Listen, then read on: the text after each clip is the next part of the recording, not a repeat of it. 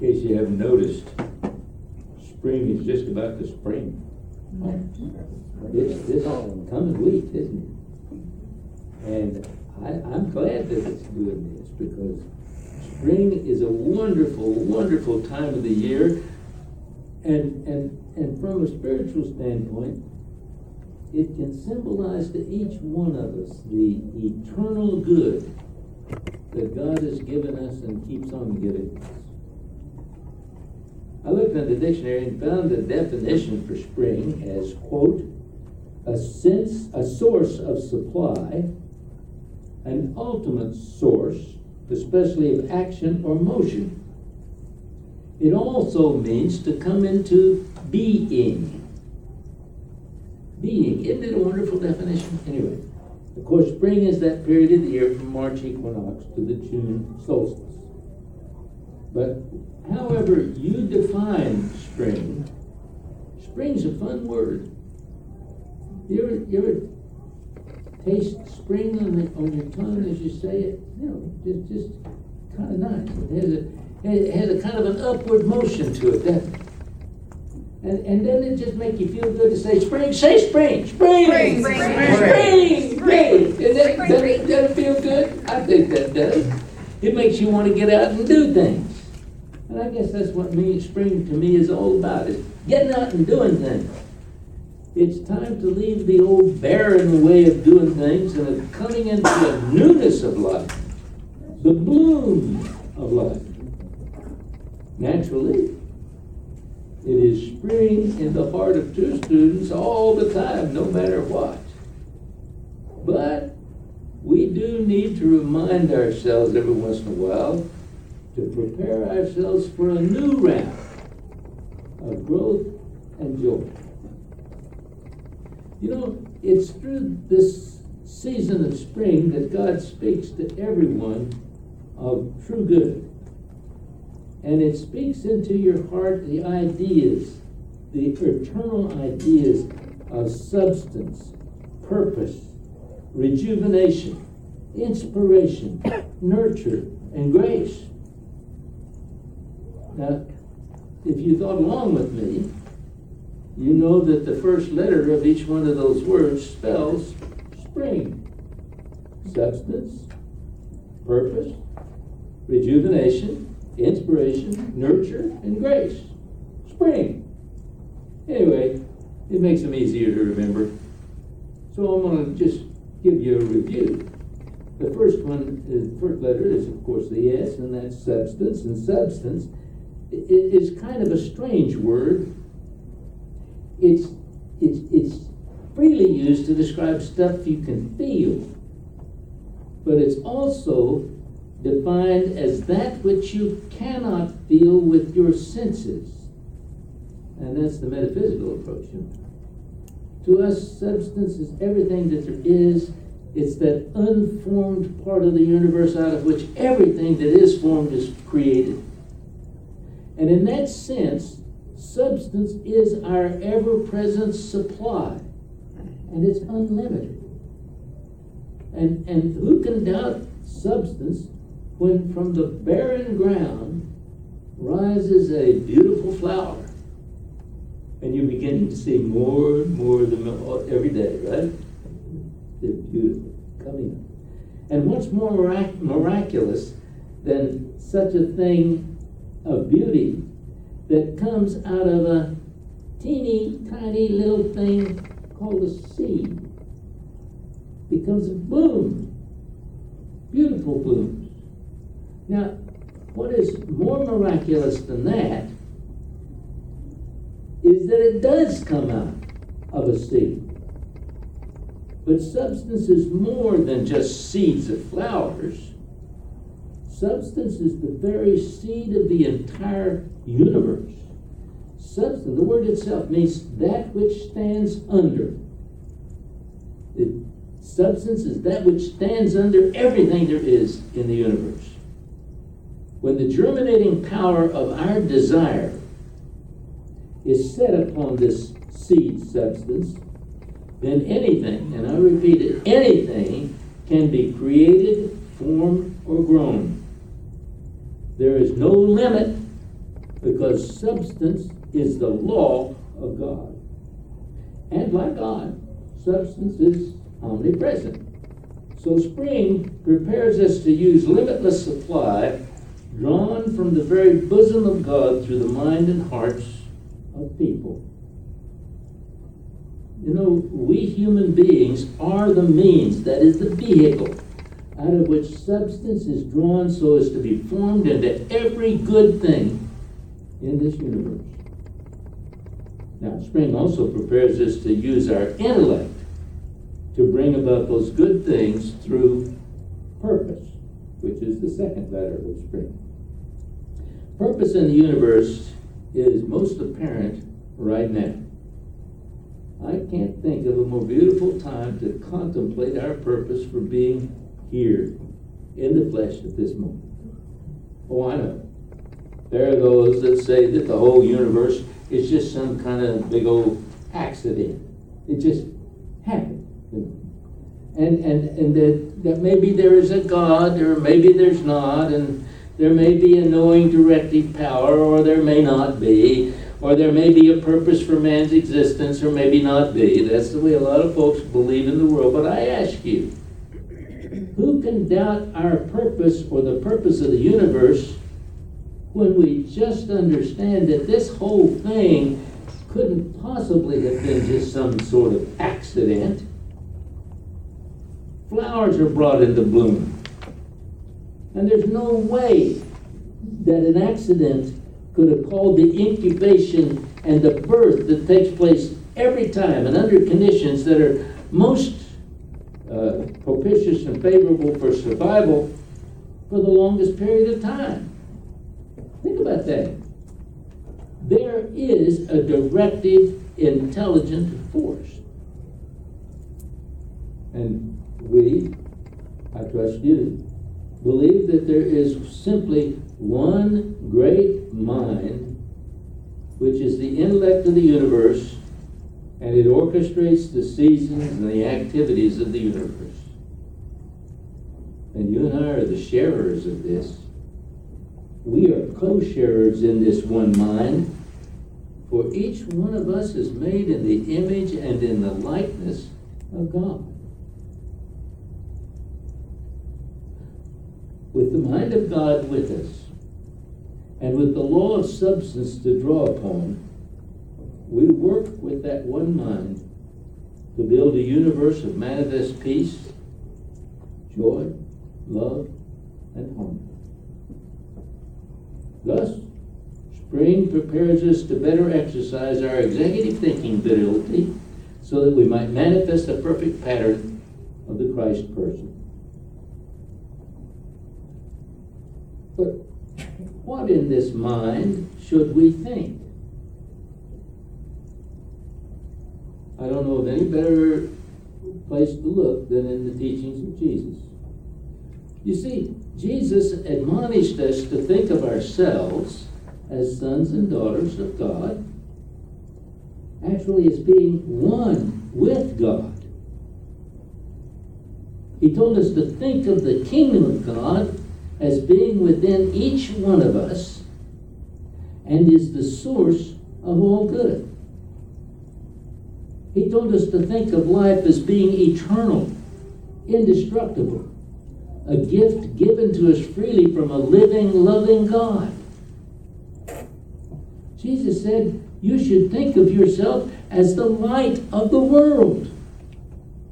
He told us that we ought to believe in ourselves as having the capacity to do the works that he did. Nay, to do even greater works than he did. Jesus said to think of God as a loving parent whose good pleasure it is to give each of us the kingdom and all of the riches of it. And what are those riches? Why, they're good health, prosperity, peace, and loving relationships.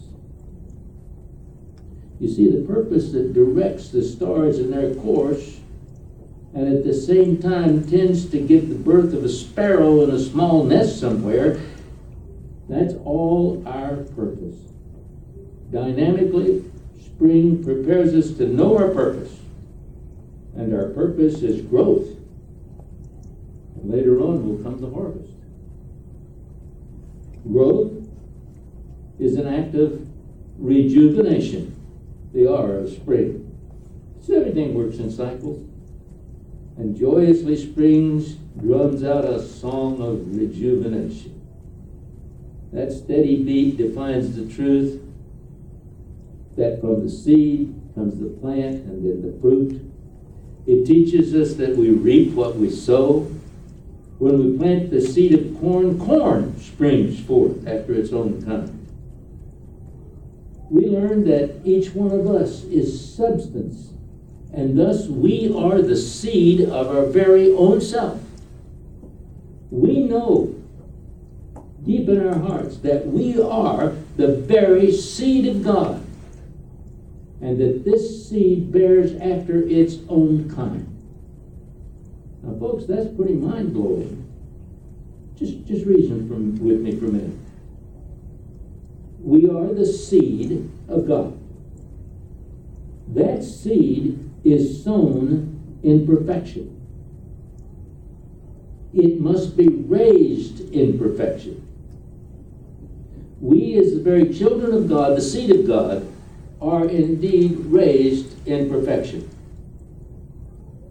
Unfortunately, humankind has, in some areas of life, used free will to bind ourselves in chains of ignorance. We've adopted false ideas of sin, sickness, and death. We have not only accepted them, but sometimes we just simply exalt those ideas. But the true ideas of perfect harmony, total health, and eternal life seem to be lost among a large part of our population. And yet, as if the spring is coming, the same thing is happening, that the pattern of perfection is being rejuvenated all the time in certain groups of people. And they keep on doing it. And they are rejuvenated on all fronts, everywhere. And this goes on all the time. So seekers of truth such as we are already carry the knowledge as the torch of divine light. That's your mission, to rejuvenate yourself to be that light in the. And we already know that so-called practical men are beginning to find the truth that we have found years ago. They're finding it. And they're beginning to say, yes, that's right. You know, many mysteries involved in the development of man are being revealed. One of those is this stuff called DNA. It resides in our genes, I'm told. And we're told that this DNA forms a perfect, reproducible person, a pattern of the whole person. Think about that. A little tiny bitty piece of a cell is the DNA part. And yet within it is this pattern of a whole person. And it seems that when the sperm of the male and the egg of the female combine, the DNA melds to complete this pattern and make it happen. Now, metaphysicians have long told us that when the intellect, represented by the male, and feeling, represented by the female, combine, then a pattern of life is solidified. Now, we're told it's the same at the physical level. It happens in the bodies of human beings, and this whole process can be tracked. This pattern has no imperfection. The pattern has no shortened limbs, has no diseases. It is perfect. And the pattern is or has an intelligence that's constantly striving to build itself in perfection in the body. And the only reason that it doesn't is because we, with our wrong beliefs, stand in the way of the perfect pattern. Oh, sure, the environment plays a part in the development of the embryo and the whole birth process. But had the environment been perfect, the development would have also been perfect. And the same holds true both in the physical and the mental development of a person after birth. Now, what keeps the environment from being perfect? Well, there's a rule that says thoughts held in mind reproduce after their kind. So the parents' attitudes and ideas during pregnancy and early childhood help keep the environment from being perfect. The persons and attitudes that go with that child so that the child keeps those ideas and attitudes in later life until they can be changed with truth. Either way, outer pressures and outer environment affect the appearance of a person. Note the word appearance. Thus, it also appears to alter the pattern of that person's growth. Yet wisdom urges you to remember that the pattern is not affected at all. That perfect pattern within you is still striving to manifest its perfection in you every moment of your life. Thus, if we at any time put our will in harmony with God's will, and at the same time recognize that the present appearance is changeable, and if we continue with that desire, then our bodies will perfect in a manifest way. Disease will disappear. Good health will be ours. It's been proved many times. Now, it's not something that somebody does for you. The law says you got to do it for yourself. Too often we depend on somebody else to do it for us. But the idea is to just get your mind in harmony with God's and recognize the changeableness of your outer appearance. Just continue to feel that desire, because doing that opens the channel for your own perfect pattern to emerge in a manifest perfect form. You and I can express the Christ pattern in our being and this so-called DNA pattern in our living. So, spring prepares us to be born again. So isn't it time that all of us got on with our own rejuvenation? Spring prepares us also for inspiration. Seen properly, our whole life is an infinity of spring, for every moment is surrounded by unlimited abundance and unspeakable beauty. Have you looked around? Oh, they're coming. They're coming. It's just gorgeous. It's God's good pleasure to give you the kingdom that lies within you. That's where we live, you know. We live in the kingdom of joy and peace. Now, we sometimes fail to see this, but we can correct it. We can correct it. One way is to see spring with open heart, to see spring's outer beauty, its boundless growing plenty, and allow that to inspire us to remember that each one of us are heirs to the kingdom, and that kingdom is right here and right now, no matter what the outer appearance may be. This is a truth that you can have faith in.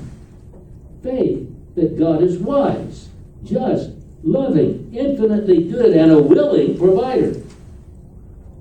And that God is so powerful that God can cure anything, even spring fever. Now, we're not only inspired by God, but we're nurtured by God, in spirit and in body. You know, we are triune creatures. Our body is equal with spirit and soul in the balance of life in this plane of existence. Our bodies truly are the temples of the living God. Our bodies must be nurtured so that they may grow and reproduce after their own kind. so that they may manifest the good things on this earthly plane. And God has no better arms than ours, or better feet than ours. So, we need to know that our bodies are very, very important. We need to know that we should never, never debase our bodies in any way. That we should never curse our bodies in any way. That we should never call any part of our body wrong or bad or not worthy. And that's simply because every part of your body is blessed and patterned for perfection. That doesn't mean that the body is complete in its present form. It isn't.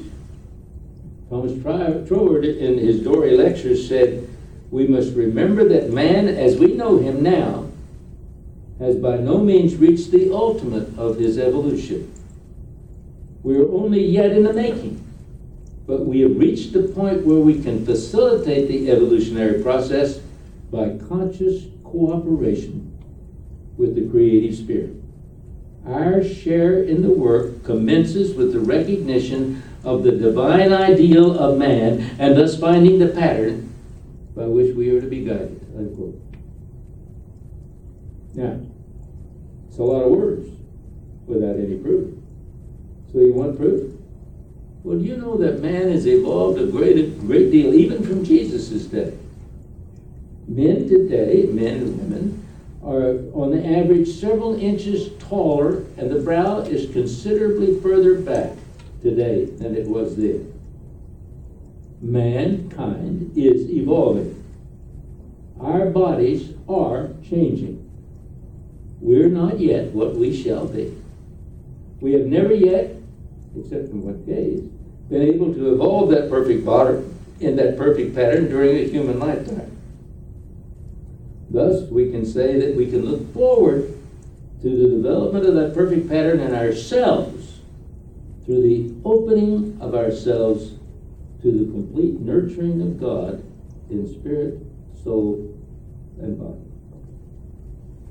Now, the last of the ideas of preparation in spring is grace. G-R-A-C-E, grace. No matter what our mistakes of the past have been, it's so wonderful to know that they can be corrected. We see that in the very soil of the earth, you know. Even though we leach and bleach and boil away the soil, even though the land lays fallow for many seasons, even then, that same land can be made rich again with man's creative, restorative works.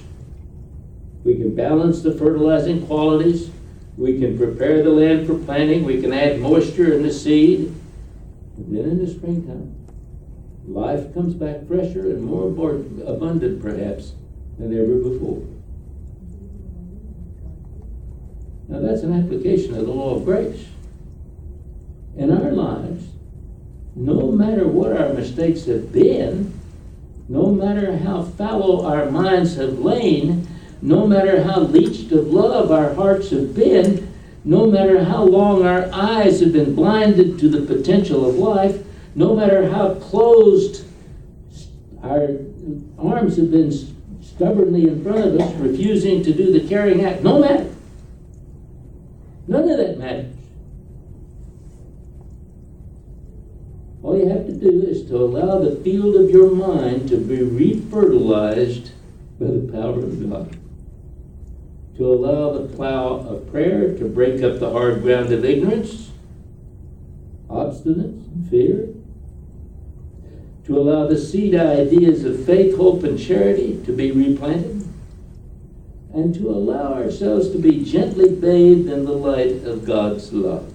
Then, right then, it is springtime in our lives, no matter what the season. And that, my friends, is just simply grace. Can you think of any better thing than to say that at the bottom of the pit, when I've done everything that there is to do that's wrong, and people have hated me, and I've hated myself, and I've hated God, and I'm down there, and all of a sudden I see the light, and I look at that light and I bring it down to me and I say, oh my goodness, God, I've been mistaken. I now change my mind. I now love life. I love you. I love all the people of life. You see the difference in the life of that person? No longer do they have to worry about what they did in the past. They just have to know what they're doing right now. That's grace. And forgiveness for the mark missed in the past, and giving forth again of that which has always been closer to us than breathing, abundant life, plenty, perfect health, joy, sharing, that's all ours. Preparation for the greater life is symboled by the spring, for it tells us of substance out of which we know our beingness, our very existence. Purpose, that we might know that we are ever growing in the pattern of perfection. Rejuvenation, for the inexpressible joy of knowing that it's never too late to be born again into the kingdom of heaven. Inspiration, for faith in the goodness of life, both in the kingdom within and in the manifest world. Nurture, to share all mankind the things of earthly life that express and manifest the will of God. And grace. Grace. That peace may reign in our hearts made glad, that we carry no stain of the past. It is forgiven that we can live gloriously right now. I pray that there's springtime in your heart today. And I would like to take just a second to once again bring you into quietness, to relax your body, and to think with me. God, it's so wonderful to be here and a part of this earthly life. For through it we experience the sensations of peace and plenty and joy and health. Oh, we know these experiences, and we know that they add up with all the other experiences of our fellow human beings into the total perfect good that we are through your gift of perfection. God, we're thankful. Thankful not only that we have the experience, that we can co-create that good with you. And so, as we leave here and look about ourselves and see the blossoming of the trees, the growing of the grass, the singing of the birds, these ordinary expected things of life, may we always be reminded that these are our heritage, and we can bring forth after our kind so that others may share that joy with us. With peace like a river, we move into the activities of the world in joy, that we too might sing the songs of spring. And so it is. Amen.